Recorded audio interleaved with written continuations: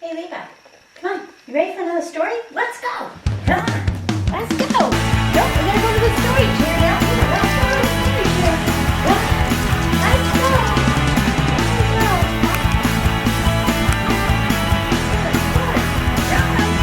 All right. This is a story we're going to read today. What do you think? Awesome. Okay, Levi, here we go. Rechenkas Eggs is the story we're going to read today. It's by Patricia Polacco, and this book takes place in Russia. It's an Easter story. Here we go. Rechenkas Eggs. Babushka lived alone in a dacha, a little house in the country, but she was known far and wide for the fine eggs that she lovingly painted. Her eggs were so beautiful that she always won first prize at the Easter festival in Moscow. Each day, Babushka would take the shell of an egg from her basket and paint it in wonderful designs, using the shapes of stars and flowers, triangles and circles. Through the long, cold winter, Babushka painted. Then one day, after a snowstorm, Babushka went outside. She could still hear the faint sound of falling snow. It was a sound like soft rain.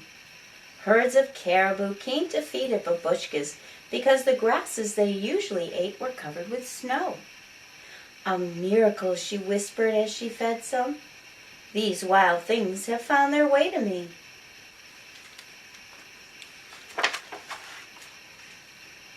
Just then, a flock of noisy geese honked loudly overhead. As they glided over the snow, one of them faltered and fell from the sky. Babushka went to where the goose lay, crumpled in the snow. "A hunter did this," Babushka grumbled. She carefully picked up the goose and took it back to her little house.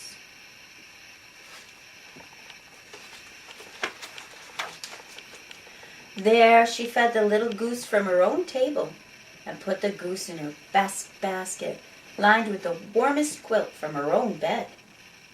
"I shall name you a good name, one that we both can like, my little friend?" she said as she patted the goose's head. "How do you like Rechenka? Yes? Then Rechenka it shall be." With Babushka's care, Rechenka grew stronger as each day passed. To repay her kindness, Rechenka laid an egg for breakfast every morning. As Rechenka got better, she waddled around the little house, exploring every nook, cupboard, and corner. One day, she jumped on top of Babushka's work table, overturning the jars of bright-colored paint that she used to color the eggs. "Nyat!" Babushka screamed as she chased the goose with a broom. "No!"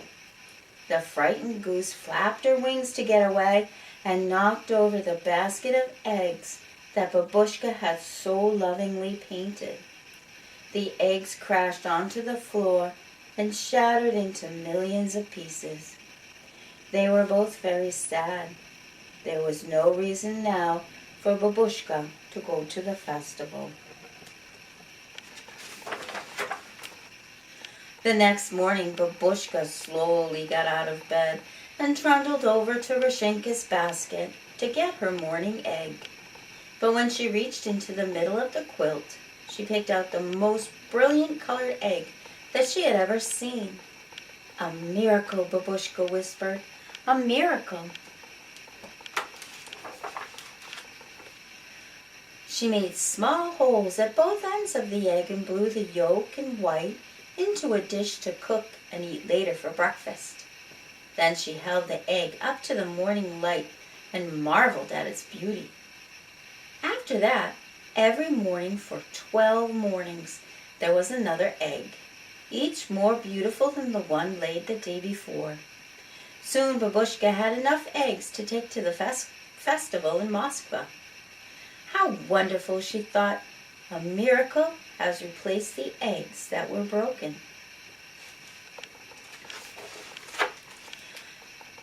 Spring is here, my little friend, Babushka said to Rechenka the morning of the festival. Soon, now you will be flying off to the north with your flock. She bustled to the hearth fire and brewed some of her favorite tea. The two shared a saucer of tea with kulich, a sweet Easter bread. She covered each piece with pashka, a spread of cheese, butter, and raisins. They savored each bit together. One for you, one for me, Babushka chanted.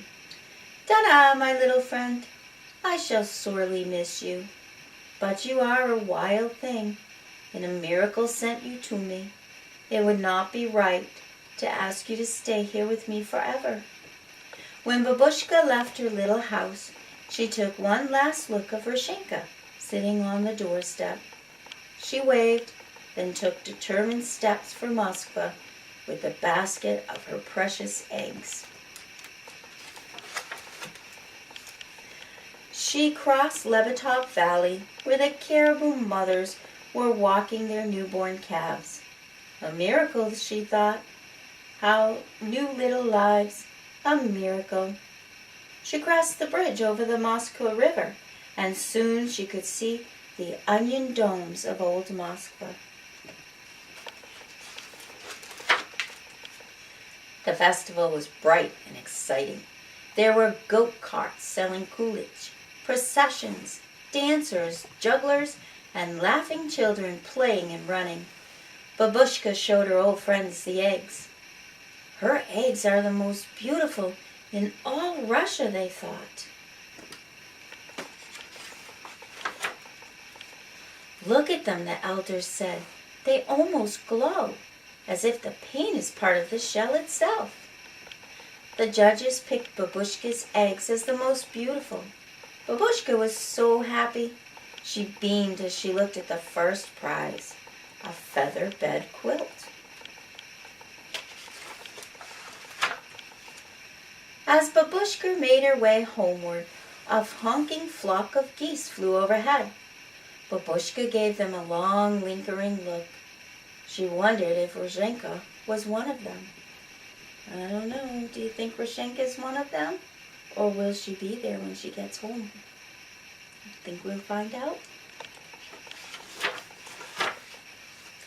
When Babushka arrived at her home that evening, Rechenka was gone.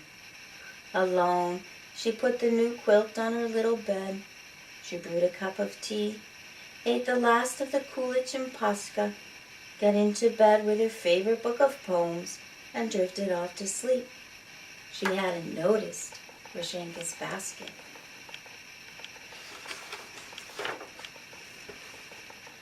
But that night, Babushka was awakened from a sound sleep by an ever so small sound. It was coming from Rechenka's basket.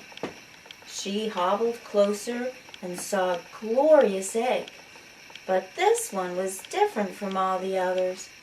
It quivered and moved. It made tiny muffled sounds. The egg jumped, bumped, rolled, and pitched in the basket. Then there was a crack, and Babushka could see the very special gift that Rechenka had left for her. All a miracle, Babushka said, and this little goose remained with Babushka always. So Levi, hey, did you like my story? Were you listening? I don't know. But anyway, after this video, I've made a little video on how to make these special eggs that Babushka makes in the book. So you'll see that posted after this story. Have a good day.